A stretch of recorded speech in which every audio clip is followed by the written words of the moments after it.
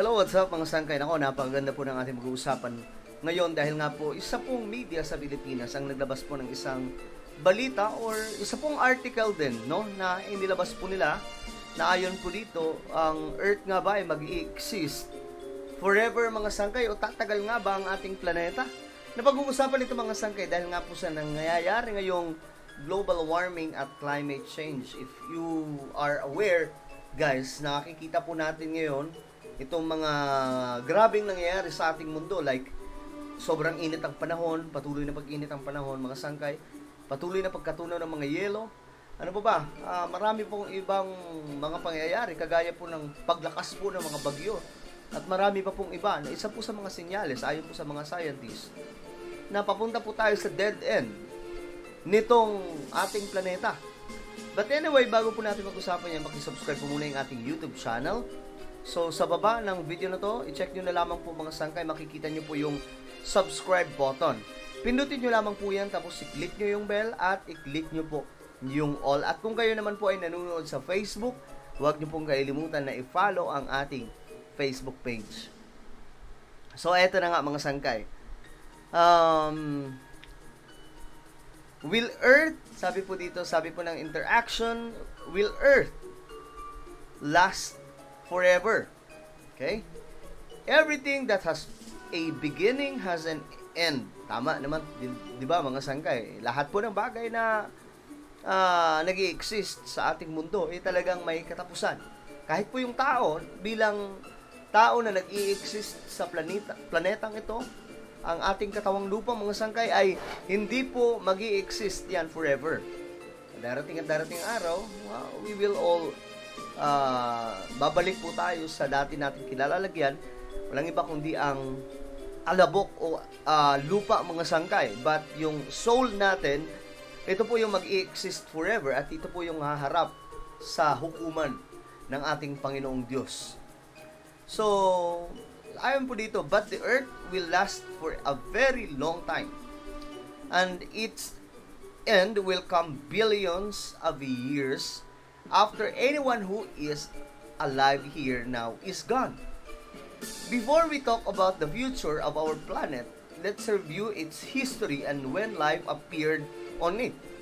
The history of human being is very, very short compared with the earth.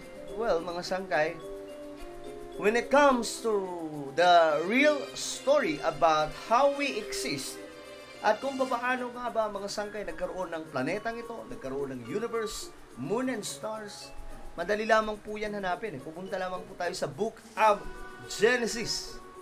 Sa unang libro mga sangkay ng Biblia, mababasa po natin dyan ang lahat ng iyan. Pero ito mga sangkay ay itong paliwanag na dito about sa 4 billions of years our planet formed from a giant cloud of gas. Lahat ng ito ay mula po sa science, pero pinapatunayan din po nito na totoo ang sinasabi ng Biblia ayon po sa kanilang mga sinasabi dito, mga information. Pero hanapin po natin ang kwento, mga sangkay, mula po dito kung paano nga ba, ito nga bang Earth ay tatagal pa. Sabi po dito, billions more to go.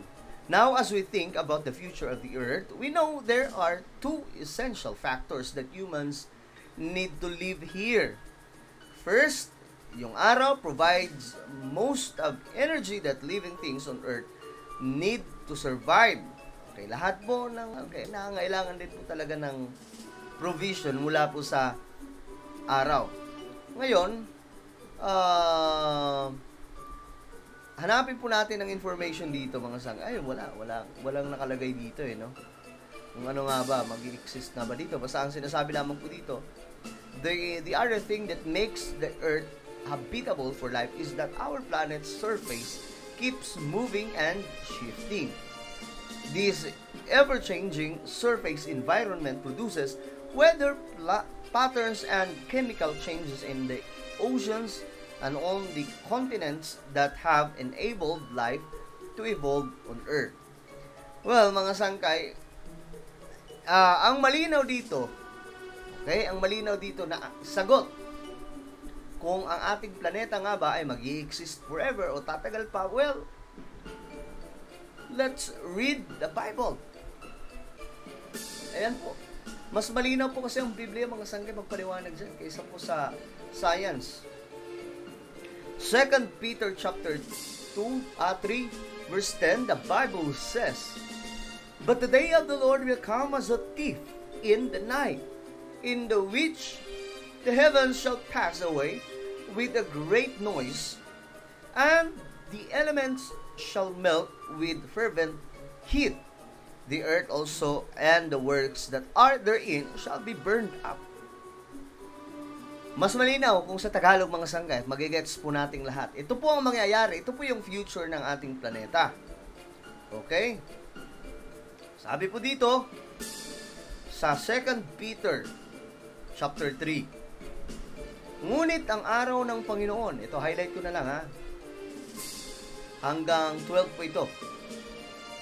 "Ngunit ang araw ng Panginoon ay darating tulad ng isang magnanakaw. Sa araw na iyon, ang kalangitan ay biglang mawawala." O, imagine niyo, mga sangkay, pagganahin niyo po yung mga utak natin. Pagganahin po natin yung imagination po natin. Alright? Sa araw na iyon, ang kalangitan ay biglang mawawala. Kasabay ng isang malakas na ugong. Matutupok ang araw, buwan, mga bituin. Kasama po dyan, mga sangkay, yung buwan na nakikita natin. Kasama po yung mga bituin. Iyang mga bituin, mga sangkay, tumutukoy po yan sa napakaraming mga planeta. Ito po yung tinatawag na exoplanets. Okay, na makikita po natin above, lampas pa, mga sangkay, sa solar system. Yung mga nakikita po natin, mga stars, yan po yung karamihan po dyan, mga planeta.